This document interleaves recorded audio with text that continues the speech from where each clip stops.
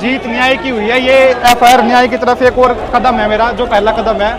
पर मेरे को खुशी से ज़्यादा दुख भी है कि एलओपी के होने के बावजूद भी 8 घंटे लग गए कंप्लेंट दिखाने में, जबकि मैं खुद गवाह खड़ा हूँ। मेरे शरीर में 200 से ज़्यादा छर्रे, उसके बाद भी मेरी एफआईआर को 8 घंटे में लिया गया। महीना हो गया। छर्रे शरीर में है, 3 छर्रे आंख में है, आंख से इनको दिखाई नहीं देता है, 3-4 छर्रे दिल के पास है। ये खबर आ रही है कि एफआईआर दर्ज कर ली गई है, तो इसको आप लोग कैसे देख रहे हैं, कितनी बड़ी जीत मानते हैं?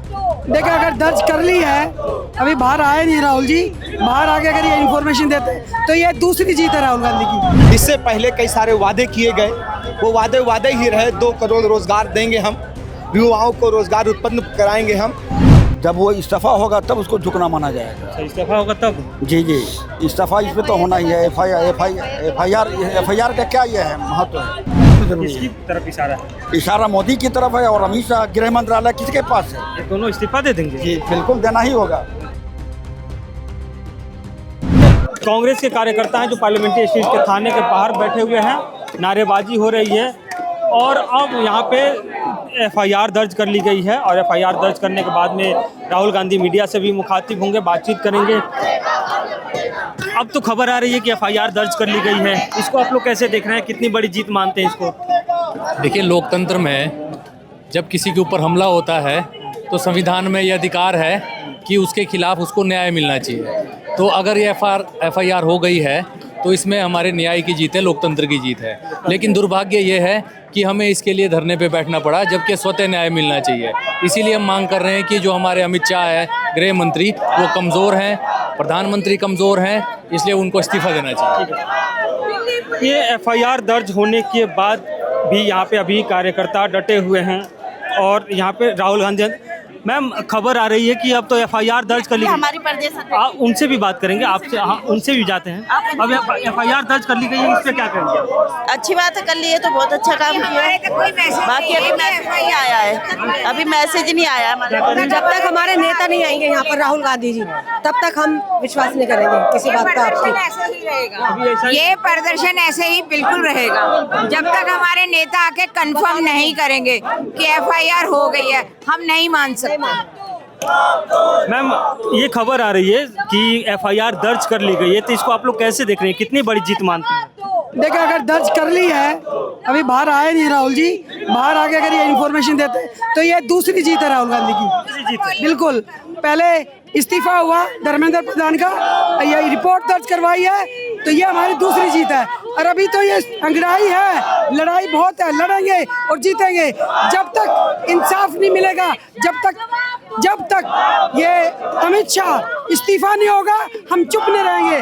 उन जनजियों, उन बच्चों के साथ हम उनके साथ खड़े रहेंगे। जब तक उनको इंसाफ नहीं मिलेगा तब तक हम साथ खड़े रहेंगे।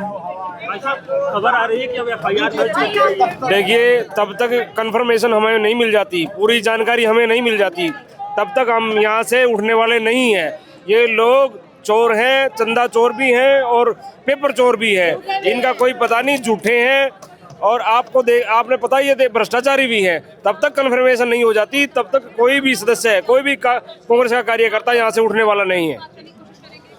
अंदर राहुल गांधी अभी बैठे हुए हैं, ये भी कहा जा रहा है कि वो अगर आते हैं बाहर तो मीडिया से भी बातचीत करेंगे। और क्योंकि ये खबर आ रही है कि एफआईआर दर्ज कर ली गई है और पुलिस ने जो मांगे थी राहुल गांधी की उसको मान ली है। लेकिन अभी राहुल गांधी जब बाहर निकलेंगे, उनके साथ जो लोग अंदर हैं वो लोग बाहर निकलेंगे, तब उस पर कंफर्म हो पाएगा कि एफआईआर दर्ज की गई है कि नहीं। अंदर से खबर आ रही है कि एफआईआर दर्ज कर ली गई है, तो इसको आप लोग कैसे देख रहे हैं, कितनी जीत है? सरकार झुकी है या फिर एक कहते हैं लॉलीपॉप पकड़ा देना की? सरकार झुकी नहीं है, इसको झुकना नहीं कहेंगे। जब वो इस्तीफा होगा तब उसको झुकना माना जाएगा। इस्तीफा होगा तब? जी जी, इस्तीफा इस पे तो होना ही है। एफआईआर का क्या ये है महत्व है? एफआईआर तो जो है सो एक कानूनी प्रक्रिया है। मेन ये है कि जिसके नेतृत्व में, जिसके इशारे पर ये सब हुआ है, घटना घटी है, उसका इस्तीफा होना एकदम हर हालत में जरूरी है। किसकी तरफ इशारा है? इशारा मोदी की तरफ है और अमित शाह गृह मंत्रालय किसके पास है? ये दोनों इस्तीफा दे देंगे? जी बिल्कुल देना ही होगा। एक के बाद एक स्टेप उठाया जाएगा और कांग्रेस हर स्टेप को उठाएगी और काफी मजबूती से उठाएगी। इस्तीफा देना होगा। ठीक है। और भी कार्यकर्ता आप लोग यहाँ बैठी हैं, लेकिन ये खबर आ रही है कि अब एफआईआर दर्ज कर ली गई है, तो इसको आप लोग कैसे देख रहे हैं?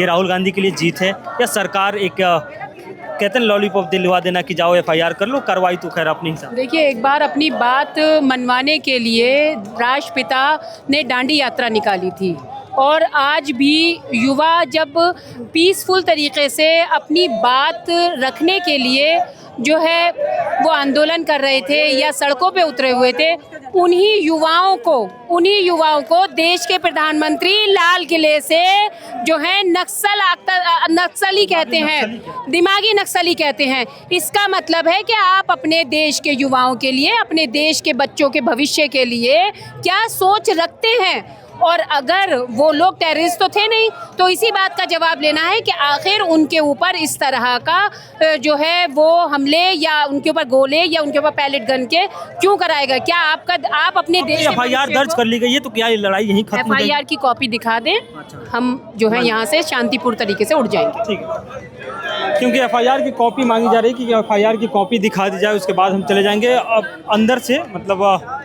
गॉसिप है मीडिया में भी, बाकी लोगों में भी, कि एफआईआर दर्ज कर ली गई है, फिर भी यहाँ पे आप लोग डटे हुए हैं। कब तक डटे रहेंगे? देखिए, अभी सरकार पे या फिर शासन प्रशासन पे किसी तरह का कोई भरोसा नहीं है। इससे पहले कई सारे वादे किए गए, वो वादे ही रहे। 2 करोड़ रोजगार देंगे हम, युवाओं को रोजगार उत्पन्न कराएंगे हम।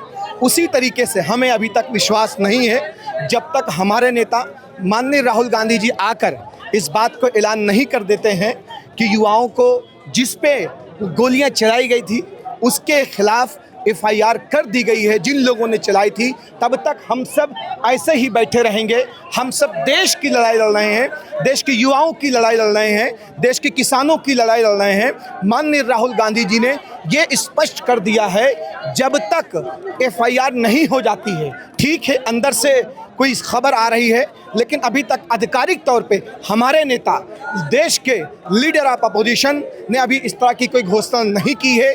इसलिए जब तक अंदर से कोई मैसेज नहीं आ जाता है, हम सब लोग शांतिपूर्वक ऐसे ही खड़े रहेंगे। बिलाल जी, एक एफआईआर को लेकर देश के दूसरे सेकंड नेता को धरना देना पड़ता है, आप इसको कैसे देखते हैं? देखिए, यही तो भाई यही तो हमारी, इधर आप इधर आ जाइए, ये तो हमारे देश की विडंबना है। एक युवा रोड पर उतरा हुआ है अपने इंसाफ के लिए, अपने न्याय के लिए, लेकिन उसको इंसाफ और न्याय नहीं मिल रहा है।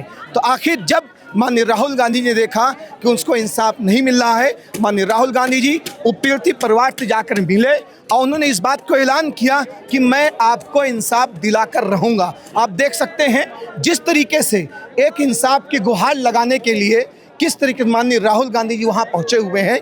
देश के सिस्टम को यहीं से आप अंदाज़ा लगा सकते हैं। माननीय राहुल गांधी जी पहले कहाँ जाते हैं, फिर वहीं से आप देखिए एसएचओ महोदय उनसे बोलते हैं आप हमारे एसीपी डीसीपी जी से बात करिए। ये कौन है? देश के एलओपी लीडर ऑफ अपोजिशन है और देश के सेकंड लार्जेस्ट पार्टी है, जो अभी प्रेजेंट टाइम में भी 7 स्टेट में हमारी गवर्नमेंट है।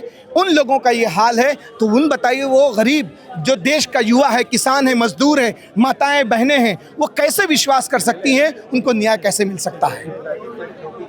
आप कैसे देखते हैं इसको? क्योंकि एफआईआर दर्ज कर ली गई ये कहा जा रहा है, लेकिन सेकंड नेता को, देश के सबसे टॉप नेता, देखिए पहले तो जब तक हमारे नेता स्वयं आके नहीं कहते हैं कि हाँ एफआईआर दर्ज हो गई है और पीड़ित साहिल को और उनके परिवार को न्याय मिलने के रास्ते पे हम लोग चल दिए हैं, जब तक हम धरना नहीं खत्म करेंगे। जब तक मतलब कॉपी नहीं मिल जाती, कॉपी से मतलब हमारे नेता तस्दीक ना कर दें।